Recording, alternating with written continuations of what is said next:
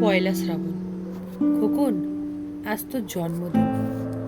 তুই যখন জন্মেছিলি আমরা তখন যাদবপুরে নতুন গড়ে ওঠা কলোনির ডালের ঘরে, তোর স্কুল মাস্টার বাবার সেই হ্যারিকেনে আলো জ্বলা ঘরে আনন্দে আর খুশিতে ঝলমলে হয়ে উঠেছিল তুই আসার পর।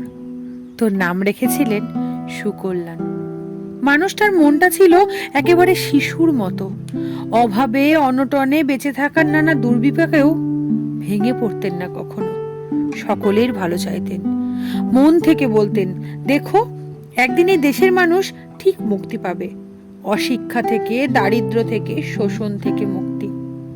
আজ পয়লা শ্রাবণ। খোকন, আজ তোর জন্মদিন। তোর মনে আছে আমাদের ভাঙা ঘরের মেঝেতে বাক্স থেকে বের করা মেঝো মাসির হাতে তৈরি আসনটা পেতে দিতাম, সামনে রাখতাম ঠাকুরের আসনের প্রদীপখানা, তুই বাবু হয়ে বসতিস চুপটি করে, আমরা একে একে তোকে ধান দুব্য দিয়ে আশীর্বাদ করতাম। তোর বাবা বলতেন, বড় হও, মানুষ হও। তোর বাবার সেই বন্ধু ঘোষ কাকু, উনি বলতেন, বেঁচে পড়তে থাকো। তুই জিজ্ঞেস করতিস, মা পড়তে থাকা মানে কি মা?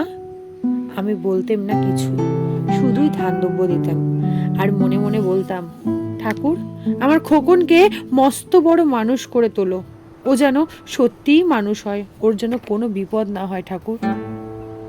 কষ্টের সংসারে ওই একটা দিন বাড়তি পয়সায় একটু দুধ নিতাম, পায়েস রান্না করে দিতাম তোকে। তুই পায়েস খেতে বড় ভালোবাসতিস। তোর বাবা বাস স্ট্যান্ডে সেই দোকান থেকে নিয়ে আসতেন তোর প্রিয় মিষ্টি ছানার গজা। সামান্য স্কুল মাস্টারিতে কি বা হয়, ঘরে ছাত্র পড়িয়ে আসতো কিছু, দাও দাও অভাবের আগুনে সে রসদ পুড়তে সময় লাগতো না। তোর বাবার জামা সেলাই করতাম আর বলতাম, সামনের মাসে দুটো জামা বানিয়ে নিও। উনি বলতেন, খোকন বড় হচ্ছে, ভাবছি সামনের মাস থেকে আজকের বাড়তি দুধ নেব, দুধে শক্তি বাড়ে, বুদ্ধি বাড়ে। শক্তি আর বুদ্ধি না হলে তোমার খোকন মস্ত বড় মানুষ হবে কি করে? ভাবছি আরো দুটো টিউশনি নেব।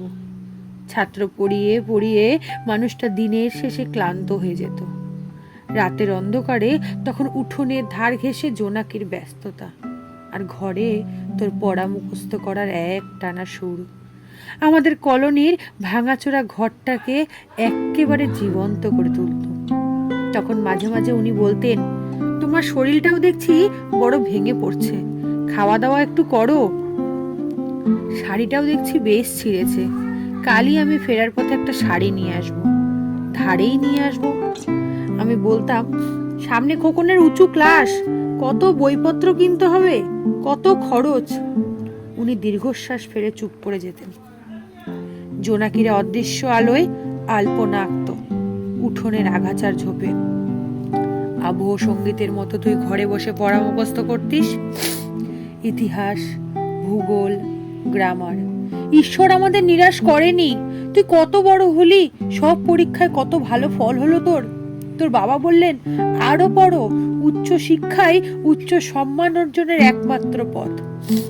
তুই আরো পড়লি, কত বড় চাকরি হলো তোর। তোর মনে আছে কখন প্রথম মাসের মাইনে পেয়ে তুই আমাদের জন্য কত কি কিনে এনেছিলি? তখন তো আমরা চলে এসেছি শ্যামবাজারে তোর দু কামরা সাজানো গোছানো বেশ বড় ফ্ল্যাটে। অফিস থেকেই তো দিয়েছিল। সেই ঘর, সেই বারান্দা, কত স্মৃতি, কত ছবি। সেই বাড়িতেই তো আশ্বিনের এক ঝোড়ো বিকেলে তোর বাবা সেদিন চলে গেলেন। তুই বাবার বুকের ওপর পড়ে কাঁদছিস হাপুস নয়নে, আর সদ্য স্বামীহারা আমি সেদিন অসহায় মুখ দেখে আরো ভেঙে পড়েছিলাম। তোকে বুকে টেনে নিয়েছিলাম ছোটবেলার মতো, আর বলেছিলাম, কাঁদিস না খোকন, আমি তো আছি। আজ পয়লা শ্রাবণ। কলকাতা থেকে অনেক দূরে মফস্বলের এক বৃদ্ধাশ্রমে আমি একেবারে একা খোকন। তোকে বড্ড দেখতে ইচ্ছে করছে রে, তোকে, বৌমাকে আর ছোট্ট বিল্টুকে। তোরা নিশ্চয় এখন সল্ট লেকের মার্বেল বসানো সেই ঝকঝকে ফ্ল্যাটে। তোর বাড়িতে আজ নিশ্চয় খুব বড় পার্টি হচ্ছে, তাই না রে খোকন? অনেক লোকজন, হইচই, খাওয়া দাওয়া, খুব ভালো খুব ভালো। আমার মনে পড়ছে যাদবপুরের ভাঙা ঘরের রাত্রে তুই আমার পাশে শুয়ে মাঝে মাঝে ভয় পেয়ে হঠাৎ জড়িয়ে ধরতিস আমাকে। আমি বলতাম, ভয় কি রে খোকন, যার মা আছে তাকে কি কখনো ভূতে ধরে? তুই নিশ্চিন্ত হয়ে আবার ঘুমিয়ে পড়তিস আমার বুক জুড়ে। তোর এই আধুনিক সংসারে বুড়িটার একটু ঠাঁই হলো না রে। প্রতিমাও তো মা, ওরও তো খোকনের মতো কোল আলো করা চাঁদের টুকরো। কিন্তু সময়ের কি আশ্চর্য পরিবর্তন। তুই বুঝি এখন আর পায়েস খাস না রে খোকন? তুই জানিস না রে খোকন, আর সকালে আমি পায়েস রান্না করেছি তোরই পাঠানো টাকায়। সারাদিন সেই পায়েসের বাটি সামনে নিয়ে বসে আছি রে। এখানে এই বৃদ্ধাশ্রমে আমার একলা ঘরে আর কেউ নেই রে খোকন। তুই একবার আসবি খোকন, একবার, শুধু একবার।